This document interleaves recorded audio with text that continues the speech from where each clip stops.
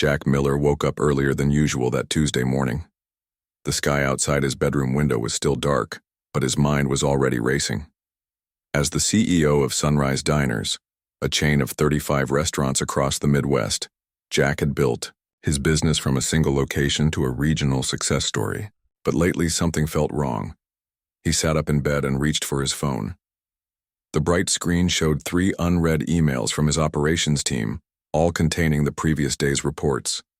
Jack scrolled through them quickly, frowning at what he saw. Customer satisfaction scores were down again for the 3rd month in a row. Profit margins were still good, but complaints about food quality and service had increased by 15%. This doesn't make sense, Jack muttered to himself. He ran his hand through his graying hair as he got out of bed and walked to the bathroom. At 52, Jack had the energy of a much younger man.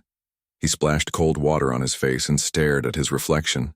The face looking back at him was one that appeared in company newsletters and local business magazines.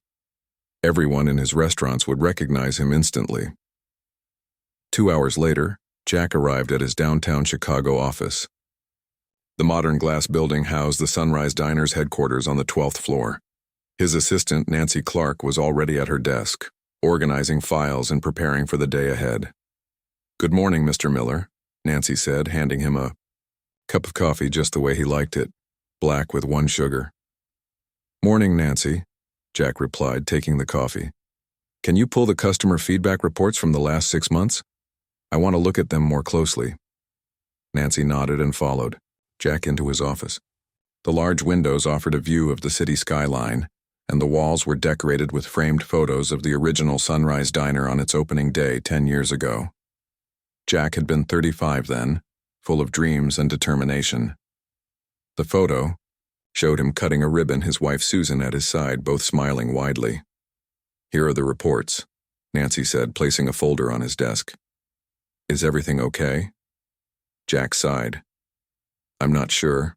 The numbers don't add up. We're making money, but our customers seem unhappy. The food quality scores are dropping, service complaints are up, and staff turnover has increased 30% in the last year." Nancy hesitated before speaking. "Can I say something, Mr. Miller?" "Of course," Jack said, looking up from the reports. "When was the last time you ate at one of your own restaurants? Not for a planned visit where everyone knows you're coming, but just as a regular customer?" Jack opened his mouth to answer, but then closed it. He couldn't remember. In the early days, he had worked in the restaurants every day, cooking, serving, and talking to customers. But as the business grew, he spent more time in meetings, reviewing reports, and planning expansion strategies. "I can't remember," he admitted. "Probably not in the last 2 years, at least not without the managers knowing I was coming." Nancy nodded. "Maybe that's the problem. You're seeing the business through reports and numbers, not through the eyes of your customers or staff." Jack leaned back in his chair, considering her words. "You might be right. But if I walk into any of our locations, everyone will recognize me. The visit won't be authentic." Nancy smiled. "Then don't go as Jack Miller. CO, go undercover." The idea seemed ridiculous at first, but as the day went on, Jack couldn't stop thinking about it. After his last meeting of the day, he called Nancy into his office again. "I'm going to do it," he said. "I'm going to visit 5 of our restaurants. Over the next 2 weeks, no one can know except you." Nancy looked surprised but pleased. "Which locations will you visit?" "I'll start with the original one," Jack replied. "The place where it all began. I want to see if it still has the same feeling it had 10 years ago." That evening, Jack stood in front of his bathroom mirror again, but this time he was transforming himself. He carefully trimmed his recognizable beard until only a thin mustache remained. He applied temporary hair color that turned his salt and pepper hair to a solid medium brown. Finally, he put on a pair of glasses with clear lenses that he had bought that afternoon. The man looking back at him in the mirror was still Jack Miller, but not the Jack Miller that his employees would immediately recognize. To complete the disguise, he chose clothes he never wore to work: jeans, a plain blue button-up shirt, and a Chicago Cubs baseball cap. "What do you think?" he asked his wife Susan when he came downstairs. Susan looked up from her book and burst out laughing. Is this for Halloween? It's only April, Jack. Jack explained his plan to her. Susan's laughter faded, replaced by a thoughtful expression. I think it's a good idea, she said finally. You've been worried about the business for months now. Maybe this will help you figure out what's wrong. The next morning, Jack woke up even earlier than usual. His stomach felt tight with nervousness, which surprised him. He was just going to eat breakfast at his own restaurant. But it wasn't just that. He was about to see his life's work through new eyes. He chose a Tuesday for his first visit. Not too busy like weekends, but not too slow either. A regular day that would show the normal operations of the restaurant. He drove his wife's car instead of his own recognizable luxury sedan and parked in the customer lot of the Maple Street Shopping Center where the original Sunrise Diner stood. The restaurant looked smaller than he remembered. The sign needed cleaning, and one of the S letters in Sunrise flickered unevenly. Jack frowned. These were basic maintenance issues that should have been addressed immediately. Taking a deep breath, he pushed open the glass door and stepped inside. The smell of coffee, bacon, and pancakes brought back memories of the early days when he had worked the grill himself. The restaurant was about 3/4 full, mostly with people grabbing breakfast before work. No one looked up when he entered. No special greeting, no recognition. His disguise was working. Jack took a seat at a small table in the corner where he could observe the entire restaurant. The table wobbled slightly when he leaned on it. The menu he picked up had a small coffee stain on one corner. These were small details, but they bothered him immediately. Sunrise Diners had built its reputation on cleanliness and attention to detail. He watched the staff for several minutes. 3 waitresses moved between tables, looking rushed and tired. Through the service window, he could see only 2 cooks in the kitchen instead of the 4 that should have been working during morning hours according to company policy. After waiting for 10 minutes without being acknowledged, Jack finally caught the eye of one of the waitresses. Her name tag read Linda, and she looked to be in her early 50s. Deep lines of fatigue marked her face and her uniform looked worn. Coffee? She asked tersely when she finally approached his table. Yes, please, Jack replied, studying her face. This wasn't the friendly, energetic service that Sunrise Diners was known for, or at least what it was supposed to be known for. When Linda returned with his coffee, Jack ordered the Sunrise Special, the signature breakfast dish he had personally created years ago. It was supposed to come with 2 eggs cooked to order, 3 strips of premium bacon, home fries seasoned with his grandmother's secret spice blend, and 2 slices of sourdough toast with homemade berry jam. As he waited for his food, Jack continued to observe. The manager was nowhere to be seen on the floor.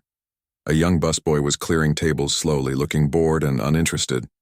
At a nearby table, a customer complained that his eggs were overcooked, but the waitress simply shrugged and said the kitchen was backed up. Jack felt his heart sink. This was not the restaurant he had built. This was not the Sunrise Diners experience he had envisioned when he started his company. And this was just the beginning of his undercover journey. Linda returned 15 minutes later with Jack's Sunrise Special. Jack tried not to show his disappointment as he looked down at the plate. The eggs were clearly overcooked, the yolks completely hard instead of the runny center that was standard, for sunny side up.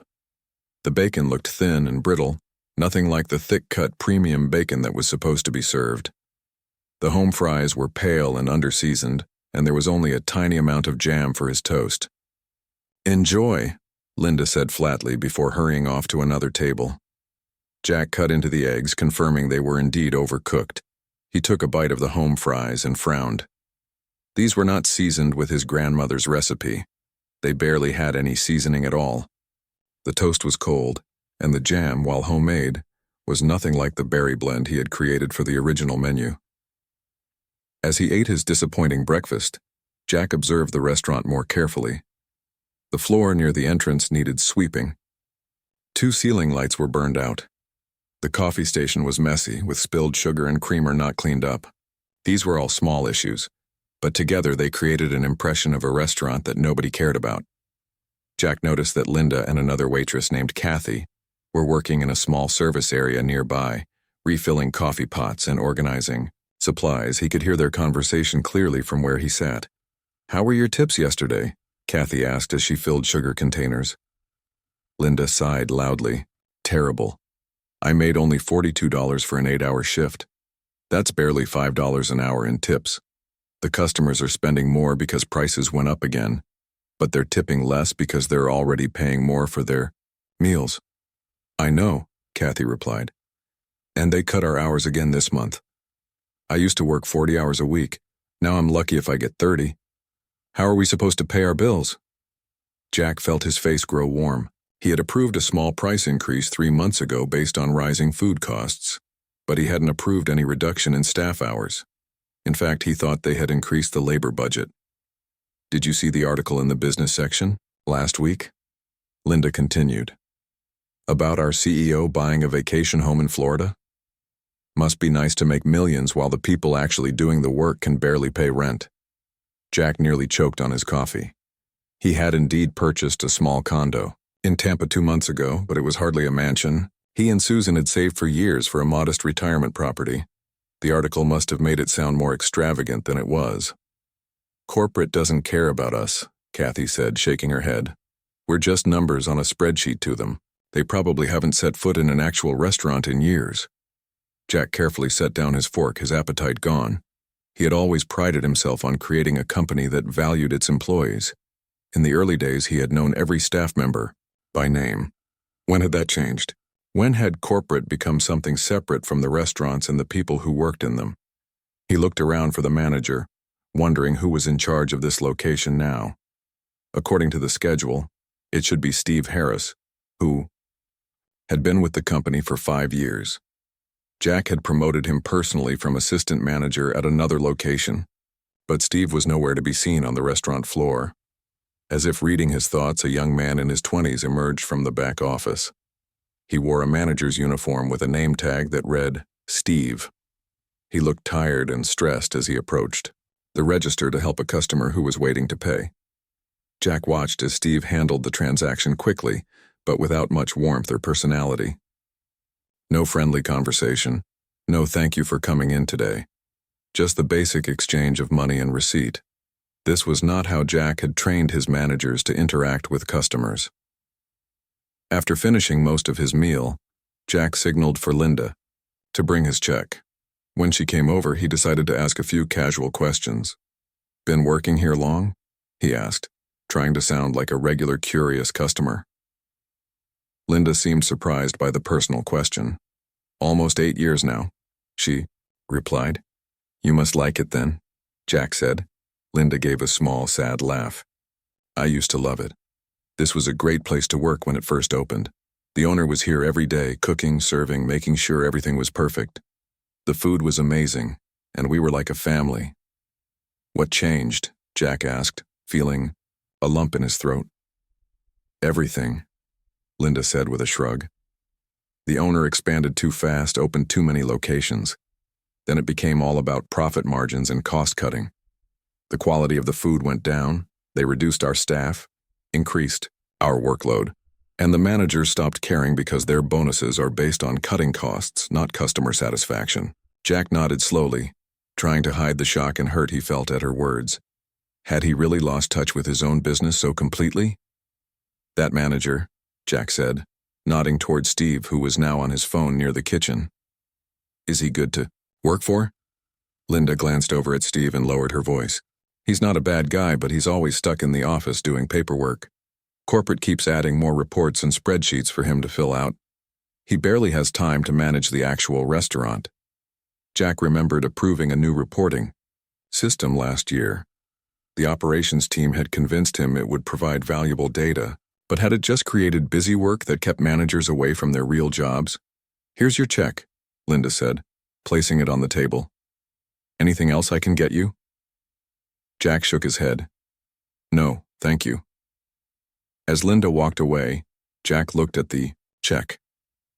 The Sunrise Special was now priced at $14.99. When he had created it, the price had been $8.29. The increase seemed excessive compared to the actual rise in food costs.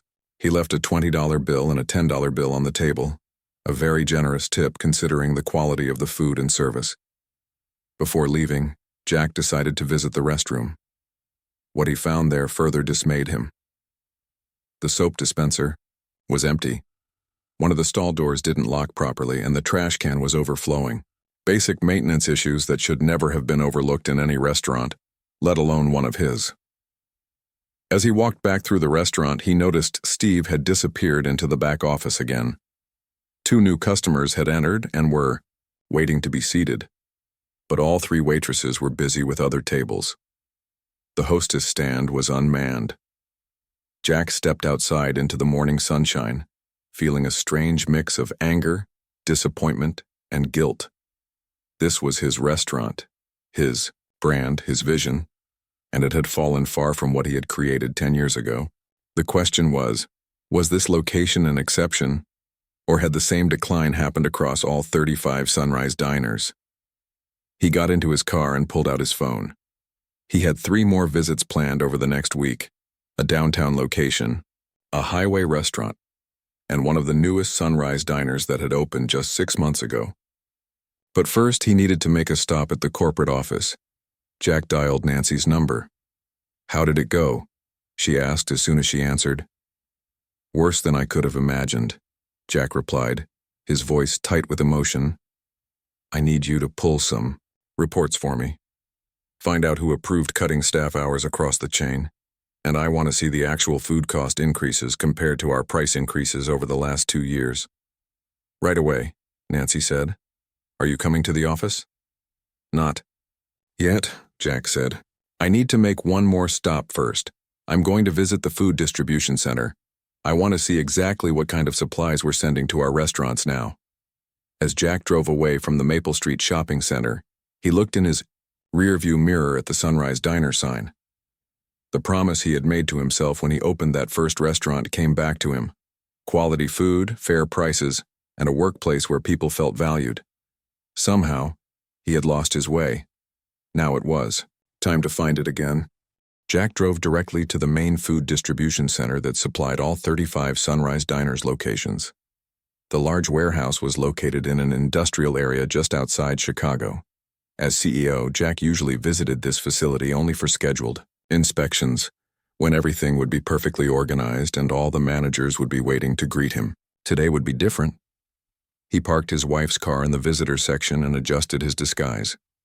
With his mustache, dyed hair, and glasses, he hoped he wouldn't be recognized immediately. He had called ahead as John Matthews, a quality control consultant hired by Sunrise Diners to perform a surprise inspection. The security guard at the entrance barely looked at Jack as he signed in and received a visitor badge. Jack was both relieved and concerned by this lack of security. Anyone could walk in claiming to be a consultant. Inside the warehouse, Jack was struck by how different the facility looked during a normal workday compared to his scheduled visits. Boxes were stacked haphazardly in some areas. Employees moved at a relaxed pace rather than the energetic efficiency he usually witnessed.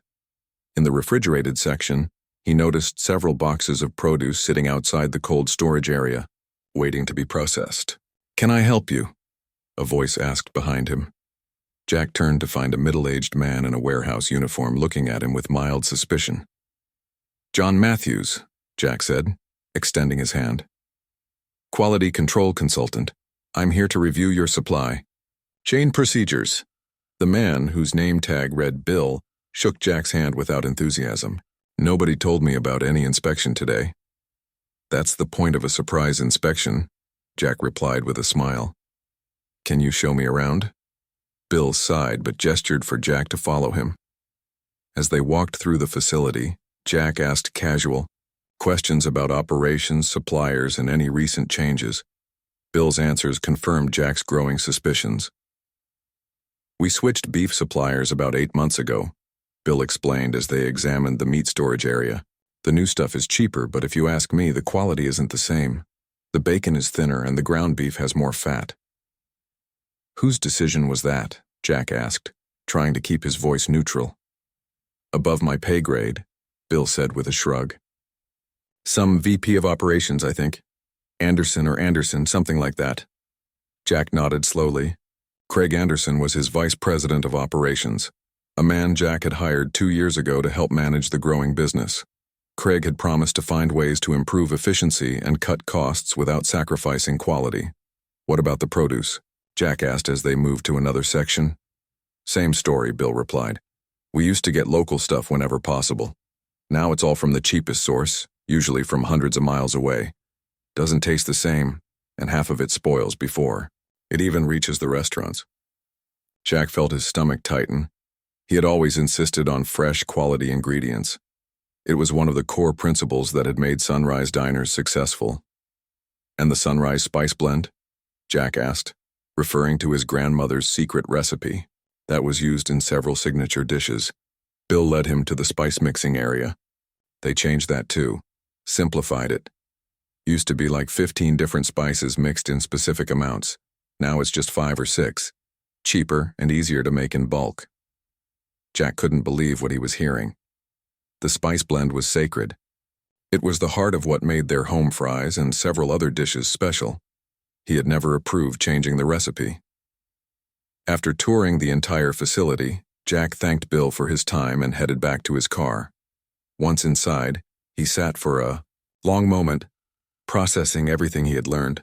The foundation of his business, quality ingredients prepared with care, had been systematically dismantled in the name of cost-cutting.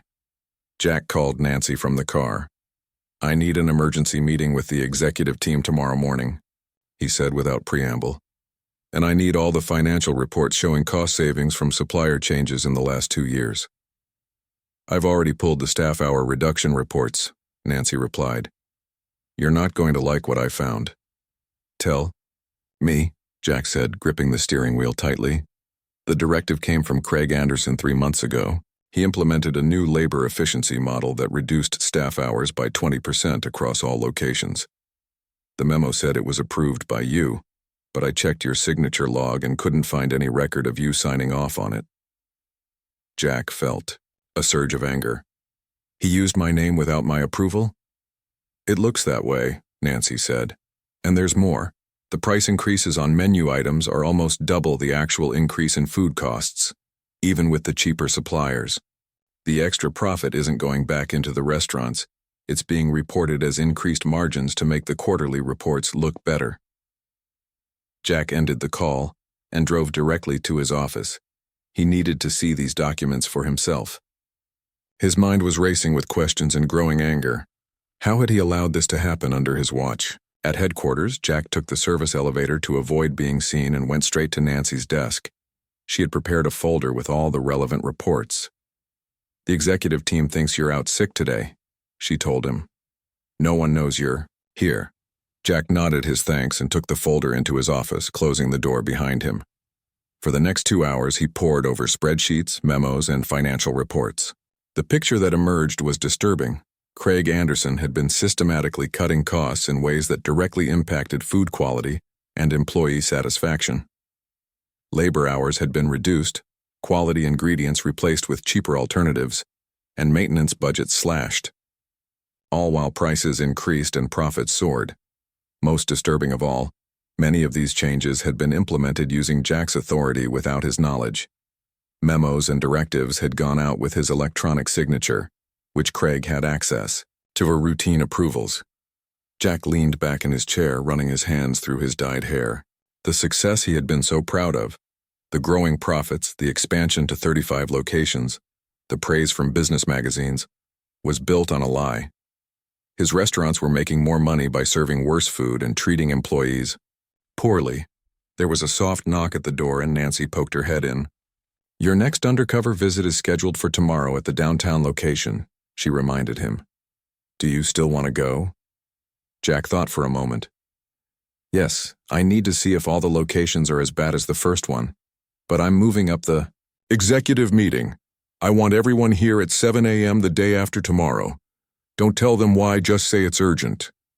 Nancy nodded and left Jack alone with his thoughts. He opened his desk drawer and pulled out a small worn notebook. It contained the original recipes and principles he had used to start Sunrise Diners, his grandmother's spice blend, his commitment to fresh local ingredients whenever possible, his promise to create good jobs with fair pay and respectful treatment. Jack flipped through the pages, remembering the passion and vision he had when he opened that first restaurant. Somewhere along the way, he had stopped paying attention to the details that mattered.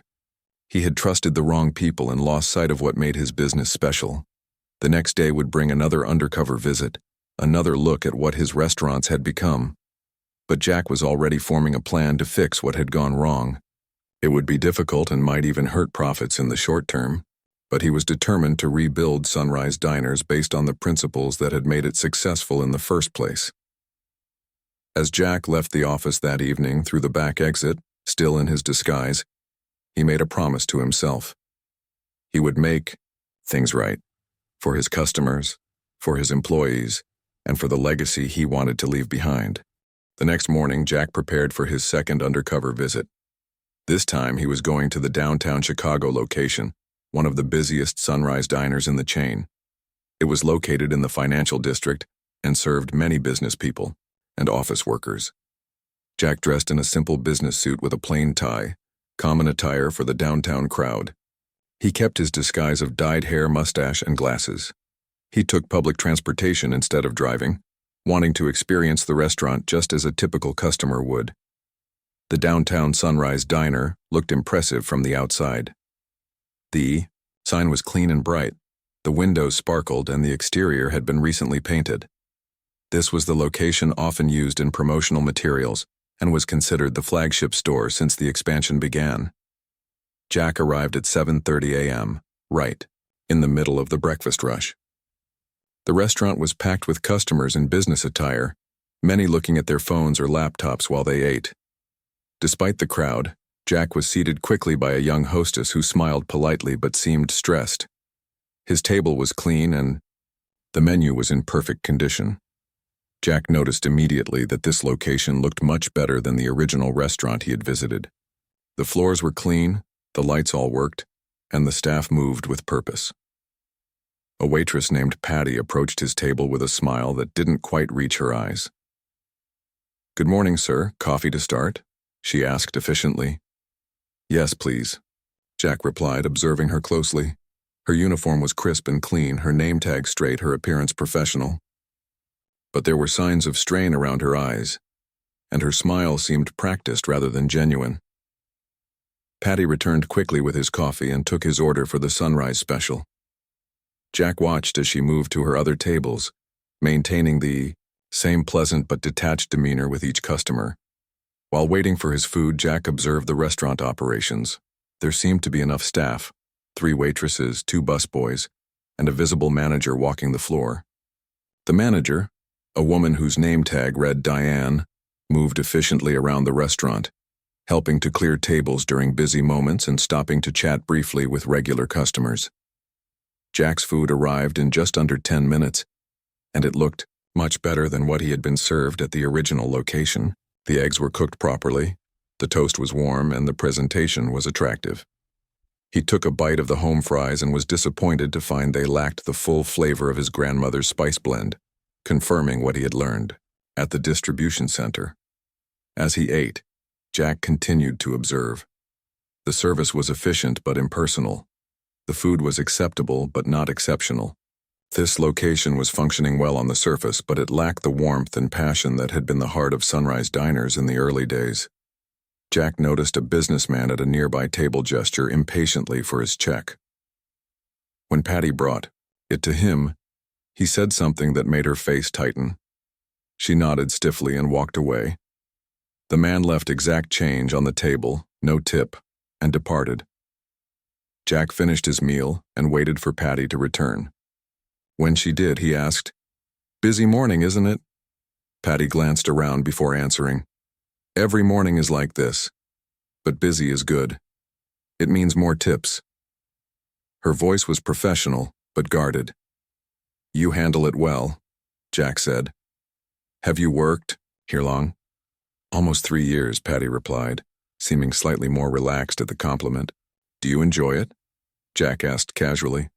Patty hesitated. "It's a job," she said finally. "Better than some places I've worked. The manager is fair, and most customers are decent." "Most?" Jack raised an eyebrow. Patty gave a small, genuine smile. For the first time. Well, you know how it is in customer service. Some people are just having a bad day and take it out on their server. Like that gentleman who just left without tipping, Jack guessed. Patty's smile faded.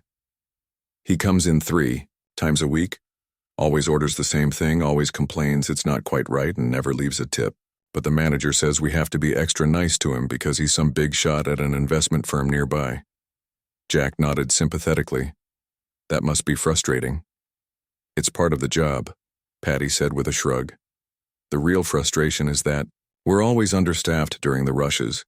They cut our hours but expect the same level of service, and heaven forbid we get overtime. Diane gets in trouble with corporate if anyone goes even 5 minutes over their scheduled hours. This confirmed what Jack had learned about the labor cuts.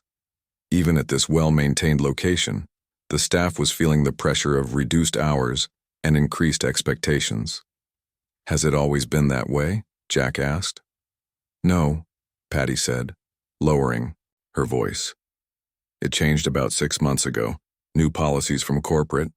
Diane tries to make it work, but she's under pressure too. She used to be out here with us all the time.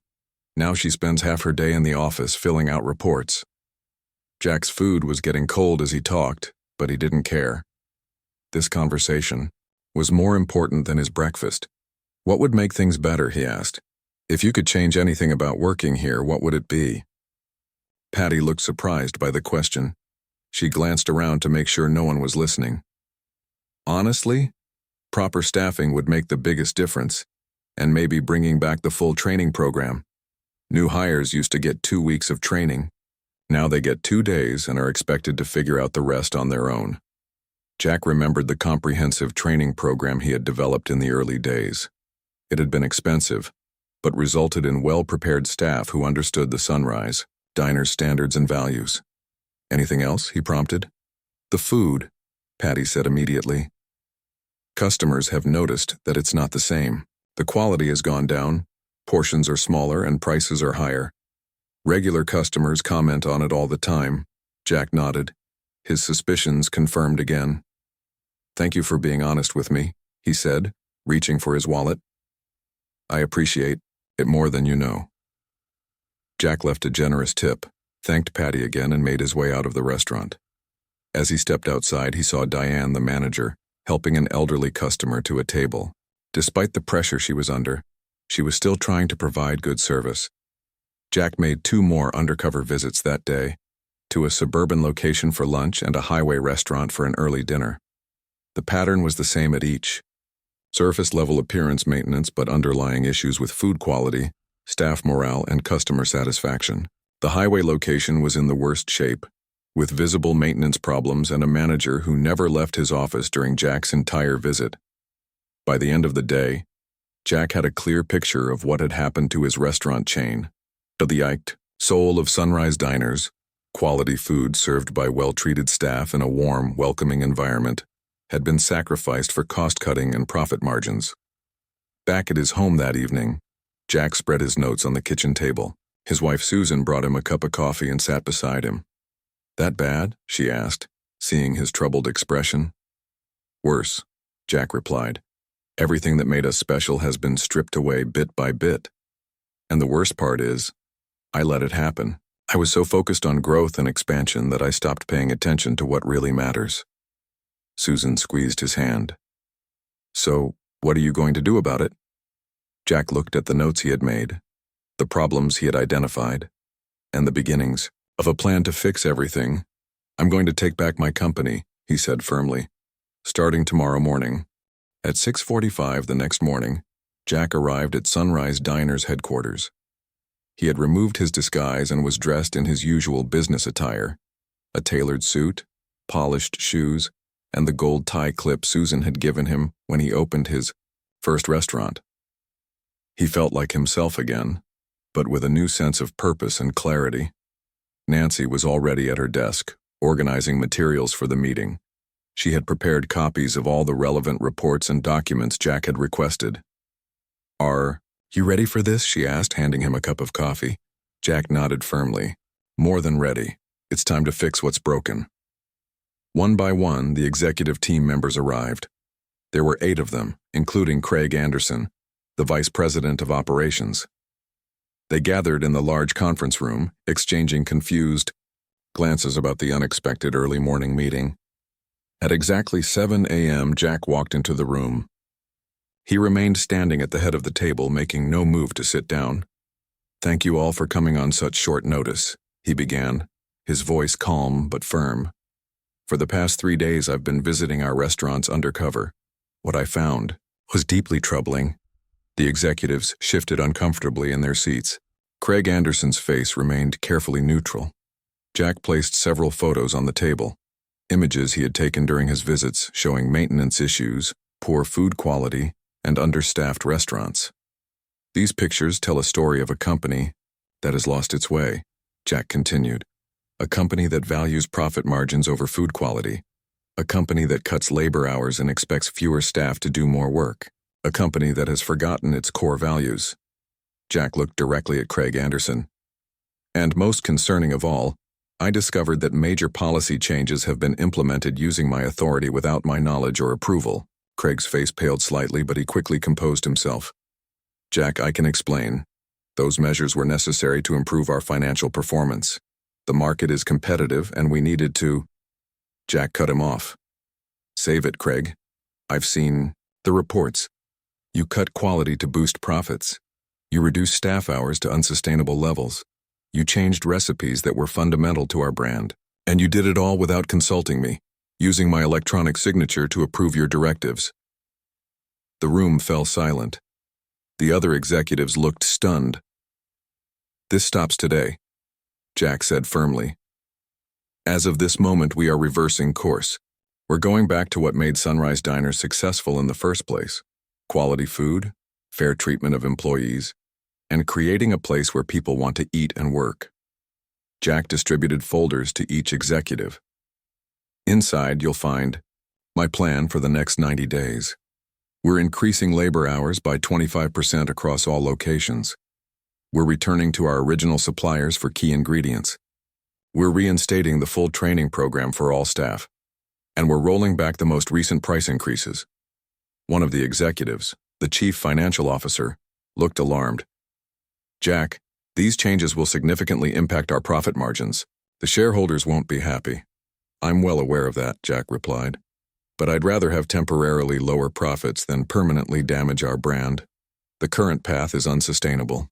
We might show good numbers for a few quarters, but eventually customers will stop coming back. Good employees will leave, and the business will fail." Jack turned to his chief marketing officer. "Kim, I want a new campaign focused on our recommitment to quality and community. No more ads about low prices or quick service. We're going to tell the story of Sunrise Diners going back to its roots." Kim nodded, already taking notes. "The rest of you have your assignments in those folders," Jack continued. "We'll meet daily for the next 2 weeks to track our progress. If anyone isn't fully committed to this new direction, I'll accept your resignation by the end of today." Jack finally sat down, looking directly at Craig Anderson. "Craig, I'd like you to stay after the meeting. The rest of you can go. We start implementing these changes immediately." As the other executives filed out, some looking worried and others energized by the new direction, Craig remained seated, his expression hard to read. "You used my signature without my approval," Jack said once they were alone. "You undermined everything this company stands for, all to make the numbers look better in the short term." Craig leaned forward. "The board loves those numbers, Jack. They've been praising our performance. Stock is up 15% since I implemented those changes. And customer satisfaction is down 20%, Jack countered. Staff turnover is at an all-time high. Those aren't sustainable metrics. Business is about profit, Craig argued. Everything else is secondary. Jack shook his head. Not in my company. I started Sunrise Diners to create something special. Restaurants where people could get a quality meal at a fair price, served by employees who were treated with respect. That's the foundation everything else is built on. Jack stood up. I'll need your resignation on my desk by noon. We'll honor your contract, but today is your last day. Craig's face flushed with anger. You're making a mistake, Jack. The board will side with me when they see what these changes do to our profits. Maybe, Jack acknowledged. But it's my name on the restaurants, and I have to live with the decisions we make. I'd rather fail doing things the right way than succeed by cutting corners and mistreating people. After Craig stormed out, Jack spent the rest of the day meeting with department heads, making calls to suppliers, and drafting a company-wide message about the new direction. By evening, he was exhausted but felt more energized than he had in years. The next morning, Jack decided to visit the original Sunrise Diner again, this time as himself. He wanted to start the changes where his journey had begun. When he walked in, the staff immediately recognized him. Linda, the waitress who had served him during his undercover visit, looked shocked. "Mr. Miller," she stammered, "we weren't expecting you." "I know," Jack said with a smile, "but I'm going to be here a lot more from now on. In fact, I'd like to speak with all the staff if that's possible." The manager, Steve, quickly gathered everyone in the dining area before the morning rush began. The staff looked nervous, probably expecting bad news. "I've been away too long," Jack began honestly. "I lost touch with what happens in our restaurants every day. But that's going to change. Starting today, we're making significant improvements to Sunrise Diners."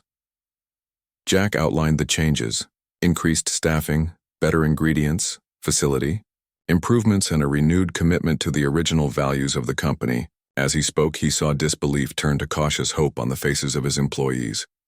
"I know you've heard promises before," Jack acknowledged. "So I'm not asking you to believe my words. Judge me by my actions over the coming weeks. Today, we'll have a full maintenance team here to fix everything that needs repair. Tomorrow, you'll see new staffing schedules with more hours. And by the end of the week, you'll be cooking with the original ingredients and recipes that made Sunrise Diners special." Linda raised her hand hesitantly. "Mr. Miller, is this because of what I said the other day? To that customer who was asking questions?" Her face showed worry that she might be in trouble. Jack smiled. "That customer was me, Linda. I was here, undercover, and your honesty helped me see what needed to change. So thank you for that. This company needs more people who are willing to speak the truth, not fewer." The next 3 months were the most challenging of Jack's career. Profits dipped as expected, and some board members questioned his decisions. But customer satisfaction scores began to rise. Employee turnover decreased. And slowly, the restaurants began to feel like the places Jack had originally envisioned. 6 months later, Jack returned to the original diner for breakfast. Linda was still there, now promoted to shift supervisor. The restaurant was clean, well-maintained, and busy with happy customers. "The usual, Mr. Miller?" Linda asked with a genuine smile as Jack took a seat at the counter. "Yes, please," Jack replied. "And Linda, how are things going?" "Better," she said simply. "Much better. It feels like it did in the early days." Jack nodded, satisfied. The road ahead was still long, but Sunrise Diners was back on the right path. He had remembered what mattered most, not just serving food, but creating a place where both customers and employees felt valued. As he enjoyed his perfectly prepared Sunrise special, Jack knew he had made the right choice. Some things were more important than profit margins. Some things were worth fighting for.